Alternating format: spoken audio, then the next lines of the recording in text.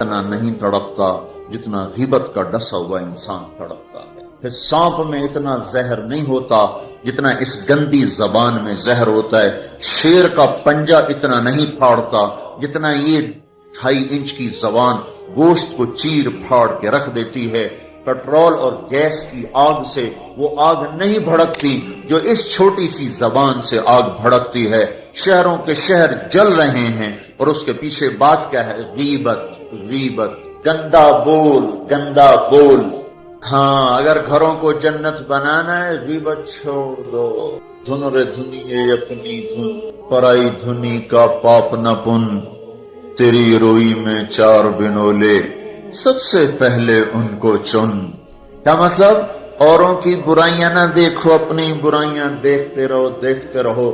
اپنی کمیاں دیکھو گے تو اللہ تعالیٰ مرنے سے پہلے توبہ نصیب فرما دے گا اور ساری دنیا تمہیں اچھی نظر آئے گی. اگر اپنی اچھائیاں دیکھو گے اور اوروں کی برائیاں دیکھو گے تو اللہ توبہ کا دروازہ بند کر دے گا. سارا جہان آپ کو برا نظر آئے گا، اپنی ذات آپ کو بڑی اچھی نظر آئے گی اور بڑی قابل تعریف نظر آئے گی. اور اس کے ساتھ پھر تکبر پیدا ہوتا ہے اور تکبر میں مرنے والا جنت کی ہوا بھی نہیں سونگھ سکتا. پہلے عجب آتا. عجب کیا ہے؟ میں بڑا اچھا ہوں، میں بڑا اچھا ہوں. یہ عجب ہے، میں بڑا اچھا ہوں. صرف اس حد تک، میں بہت اچھی ہوں، میں تو بہت اچھی ہوں، میں تو بہت اچھا ہوں. یہ عجب. جب عجب کو لگام نہیں دے گا تو اگلا درجہ آئے گا، اگلا درجہ. عجب اور تکبر کی حد ساتھ ساتھ ملی ہوئی ہے. اس لیے بارڈر پر پولیس کھڑی تھی، بارڈر پر فوجیں کھڑی ہوتی. بھائی آپس میں بارڈر مل نہ جائے تو عجب اور تکبر کا بارڈر ملا ہوا ہے. تکبر کیا ہے؟ میں بڑا اچھا، وہ بہت گندا. میں بڑی اچھی، وہ بہت گندی. اپنی اچھائی کے ساتھ جب اگلے کی نفرت پیدا ہو جائے، اگلے کی حقارت پیدا ہو جائے، اس کا چھوٹا ہونا دل میں اتر جائے تو پھر یہ تکبر ہے. تکبر. اور تکبر عزازیل را خار کرد. شیطان نے شرک تو نہیں کیا تھا، تکبر کیا تھا. اگر میں سجدہ نہیں کرتا، اتنی بات تو اس کی ٹھیک ہے کہ مخلوق کو سجدہ نہیں ہوتا، لیکن کیوں نہیں کرتا؟ کہ انا خیر منہ. تو دو باتیں. اللہ نے زمین آسمان سے کہا میری مانو، ان کا یا اللہ ہم نہیں مانتے. اللہ نے شیطان سے کہا میری مانو، ان کا یا اللہ میں نہیں مانتا. تو زمین آسمان کو کچھ نہیں کہا، شیطان کو مردود کیا. کیوں؟ دونوں نے. انا اردنا الامانۃ علی السماوات والارض والجبال. ہم نے آسمان، زمین، گلگت کے پہاڑوں کو کہا میری امانت اٹھاؤ. فابین ان یحملن منھا. اور کہنے نہیں اللہ ہم نہیں اٹھاتے، ہم نہیں اٹھاتے، ہم نہیں اٹھاتے. ان کو تو کچھ نہیں کہا. اللہ نے کہا وَإِذْ قُلْنَا لِلْمَلَائِكَةِ اسْجُدُوا لِآدَمَ فَسَجَدُوا إِلَّا إِبْلِيسَ. اللہ نے کہا سجدہ کرو. شیطان نے کہا میں نہیں کرتا. مَا مَنَعَكَ أَن تَسْجُدَ لِمَا خَلَقْتُ بِيَدَيَّ. تو سجدہ کیوں نہیں کرتا؟ زمین آسمان تم بوجھ نہیں اٹھا رہے. نہیں اللہ ہم نہیں اٹھائیں گے. شیطان تو سجدہ کیوں نہیں کر رہا؟ میں نہیں کر رہا. فرق کیا ہے؟ شیطان نے کہا میں نہیں کرتا. کیوں نہیں کرتے ہو؟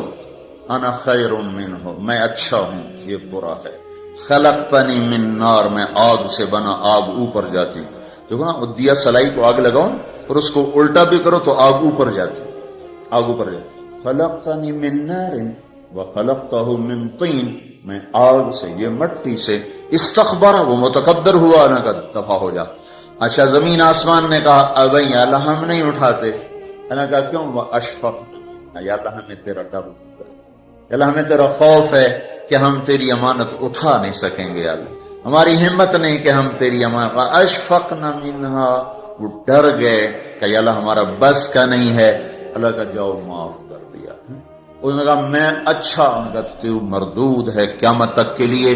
تو میرے بھائیوں بہنوں، ایک بہت بڑی آگ ہے جو جنگل کی آگ سے بھی زیادہ شدید ہے، اور یہ زبان کا غلط بول ہے. یہ غیبت ہے. یہ غیبت جو سب سے زیادہ انسانوں کو جہنم میں لے کر جائے گی، سب سے زیادہ انسانوں کو جہنم میں گرائے گی. عیسیٰ علیہ السلام گزر رہے تھے، ایک ڈاکو بیٹھا تھا پہاڑ کی چوٹی پر. اس کی نظر پڑی، اس کو خیال آیا میں کیا زندگی گزار رہا ہوں. انہوں نے کہا یا اللہ میری توبہ، مجھے معاف کر دے، آئندہ تیرے نبی کا ساتھ دوں گا. اور یہ کہہ کر پہاڑ سے نیچے اتر آیا اور ساتھ چل دیا. ایک آدمی عیسیٰ علیہ السلام کے ساتھیوں میں سے، اس نے پیچھے مڑ کے دیکھا تو وہ ڈاکو. تو جو نیک لوگ ہوتے ہیں نا، نیک لوگ، ان کے لاشعور میں اپنا اچھا ہونا اترا ہوتا، ہم بڑے اچھے ہیں۔ یہ چیز بہت بڑا سبب ہے دین سے دور لوگوں کے اور دور ہو جانے کا۔ جنید جمشید گلوکار ہے گانا گانے والا، اب ماشاءاللہ توبہ کر لی ہے، مجھ سے بڑی داڑھی ہے، مجھ سے بڑی پگڑی باندھتا ہے۔ 6 سال ہم اس کے پیچھے پھرتے رہے۔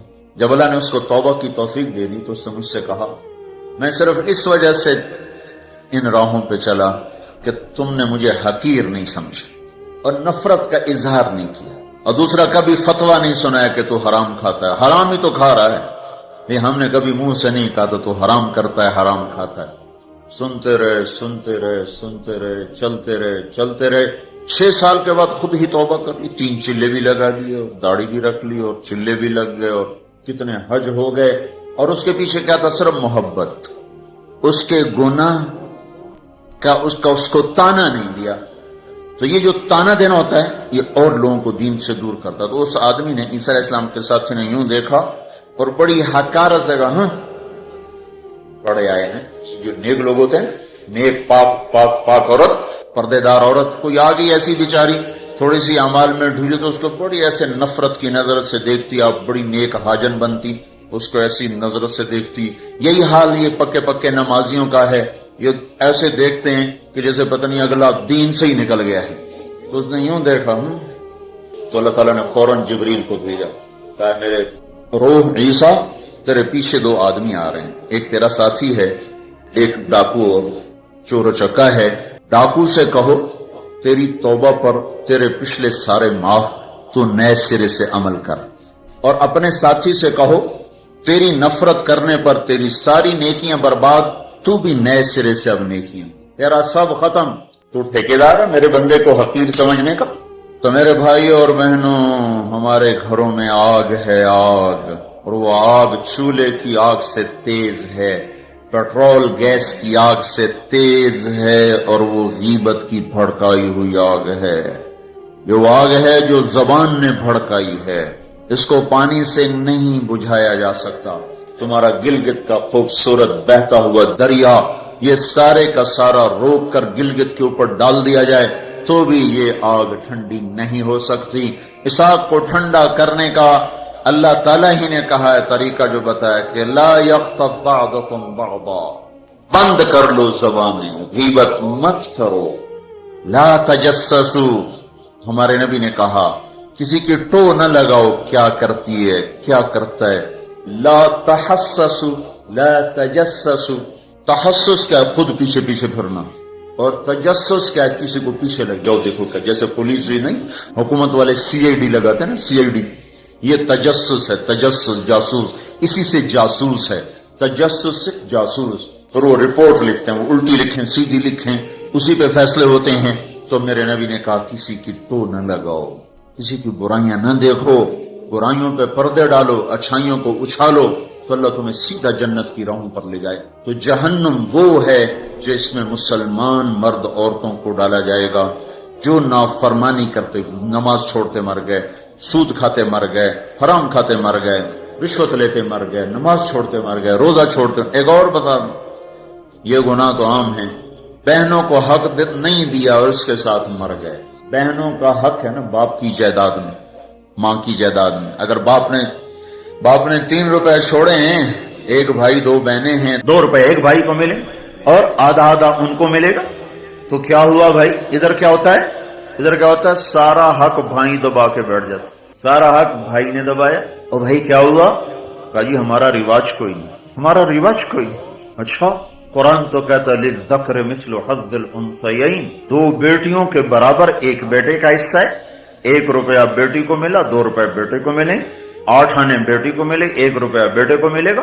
پر اللہ تبارک و تعالیٰ نے عورت کا حق پہلے بتایا، مرد کا حق بعد میں بتایا، للذکر مثل حظ الانثیین، للذکر مثل حظ الانثیین۔ اور یہاں ساری گلگت کی وادی بہنوں کا حق کھا جاتی ہے، اور کوئی کہتا بھی نہیں کہ حرام ہو گیا حرام ہو گیا۔ تو رشوت کھائے تو کہتے رشوت کھاتا ہے، کوئی سود کھائے کہتے بڑا مجرم ہے سود کھاتا ہے، کوئی ڈاکہ ڈالے تو کہتے بڑا ظالم ہے ڈاکے مارتا ہے۔ سارے گلگت والوں نے بہنوں کے حق پہ ڈاکہ مارا، نہ کوئی مقدمہ ہوا، نہ کوئی فریاد ہوئی، نہ کسی نے ہائے کی، اور کسی بہن نے کچھ مانگ بھی لیا تو الٹا اسے پہ چڑھائی ہو گئی. بہنوں کا حق کھاتا ہوا مر گیا، جنت کی ہوا بھی نہیں لگی. ماں کا حق کھا لیا، خامد مر گیا، اللہ نے ماں کا حق رکھا ہے. اولاد ہے تو 8واں حصہ ماں کا ہے، اولاد کوئی نہیں 4تھا حصہ ماں کا ہے. باپ مر جاتا ہے، مائیں بیچاری فقیر بن کے بچوں سے خیرات مانگتی ہیں، حالانکہ اللہ نے خامد کے حق میں سے 1/8 ماں کا حق رکھا تھا، کوئی نہیں دیتا. ماؤں کا حق ہڑپ، بہنوں کا حق ہڑپ، اور پھر اس کے ساتھ یہ احساس بھی نہیں ہے کہ میں مجرم ہوں، میں نے ظلم کیا ہے، یہ احساس ختم ہو گیا ہے. تو بھائیوں میرے بہنوں، اللہ نے جہنم کو بنایا ہے نافرمان مسلمان مرد عورت کے لیے. اگر توبہ نہ کی تو اس میں جانا ضرور ہے. جو ہے نا آخری آدمی ہے جو نکالا جائے. جب وہ نکالا جائے گا تو اللہ تعالیٰ کہیں گے اس کو نکالو، ایک آدمی دوزخ میں اس کو نکالو. تو وہ جبریل آ کر کہیں گے بھی اس کو نکالو. تو دوزخ کا فرشتہ مالک کہے گا کہ دوزخ نے ایک کروٹ بدلی ہے، اس میں ہر چیز کو اس نے الٹا پلٹا کے پھینک دیا ہے، مجھے سمجھ میں نہیں آ رہا وہ کہاں پڑا ہوا ہے. تو جبریل کہیں گے یا اللہ وہ مالک کو پتہ نہیں چل رہا وہ کہاں پڑا ہوا ہے. تو اللہ تعالیٰ کہیں گے جاؤ فلاں پتھر کے نیچے دبا پڑا ہے. میں نے پتھر بتایا تھا نا، پتھر کیا ہوتا ہے، پتھر کیا ہوتا ہے جس کے نیچے پہاڑ بھی پگھل کے پانی بن جائیں گے. اللہ تعالیٰ کہیں گے فلاں دوزخ کے کونے میں پتھر کے نیچے ہے. تو جبریل بھی اندر جائے گا اور وہ مالک بھی اندر جائے گا. وہ پتھر کو اٹھائیں گے تو نیچے منہ کے بل گرا پڑا ہوگا اور اس کے اوپر آگ ہی آگ ہوگی، اور وہ زبان سے کہہ رہا ہوگا یا حنان یا منان. ایک دفعہ جبریل آئے گا یا رسول اللہ آپ کو دوزخ کے سنوں کا سنیں کہ جہیم میں حاویہ میں منافق ہیں، جہیم میں مشرک ہیں، سقر میں صابی ہیں مجوس ہیں، اور سعیر میں مجوس ہیں، لظہ میں یہود ہیں، حطمہ میں عیسائی ہیں. اور کہہ کر جبریل چپ ہو گئے. تو آپ نے کہا اور کیا؟ کہ جی آپ سے شرمت کہنے نہیں بتاؤ. کہا جہنم میں آپ کی امت ہے، نافرمانی کرتے ہوئے جو مر گئے توبہ کیے بغیر. تو ہمارے نبی بے ہوش ہو کے گر گئے اور روئے جا رہے، نہ کسی سے بات کر رہے، نہ کلام کر رہے، نہ کھانا کھا رہے، روئے جا رہے. حضرت عمر رضی اللہ تعالیٰ عنہ اجازت مانگنے گئے تو آپ نے اندر آنے کی اجازت نہیں دی. سلمان فارسی اجازت مانگنے گئے تو آپ نے اندر آنے کی اجازت نہیں دی. سلمان فارسی بھاگ کے حضرت فاطمہ کے پاس گئے کہ جاؤ ابا کی خبر لو. وہ رو کے ان کا حال برا ہے اور کسی سے بات نہیں کر رہے، کھانا نہیں کھا رہے. حضرت فاطمہ رضی اللہ تعالیٰ عنہ دوڑی ہوئی تشریف لائیں، دروازے پہ دستک دی تو آپ نے، چونکہ حضرت فاطمہ سے محبت بے پناہ تھی تو آپ نے فوراً اجازت دے دی. اندر آئیں تو کہا ابا جان کیا ہوا، میں آپ پہ فدا قربان، آپ کا یہ حال کیوں بنا ہے، کیا ہوا ہے؟ تو آپ نے کہا فاطمہ میری بیٹی، مجھے جبریل نے بتایا ہے میری امت کے نافرمان مرد عورتوں کو جہنم میں جانا ہوگا. اور آپ نے کتنے نوجوان ہوں گے جو کہیں گے ہائے ہماری جوانی پہ کرم میں رحم کرو، پر کوئی رحم نہ کھائے گا. کتنے بوڑھے ہوں گے جو کہیں گے ہمارے بڑھاپے پہ رحم کرو، کوئی رحم نہ کھائے گا. کتنی عورتیں ہوں گی جو ننگی ہو کر جہنم میں پھینکی جائیں گی اور ان کے بالوں کی چوٹیوں سے پکڑ کر فرشتے ان کو گھسیٹ رہیں گے اور کہیں گے ہائے ہماری بے پردگی، ہم پر رحم کرو. ان پر کوئی رحم کرنے والا نہیں ہوگا. مجھے یہ خبر رلا رہی ہے، بے قرار کر رہی ہے. تو لیبلوکم ایکم احسن عملا، ان قریب موت پر یہ سب کچھ کھل کے سامنے آنے والا ہے. اللہ تعالیٰ نے اس کی تیاری کے لیے ہمیں یہاں بھیجا ہے. ہم آزاد نہیں ہیں، اللہ اس کائنات کا بادشاہ ہے.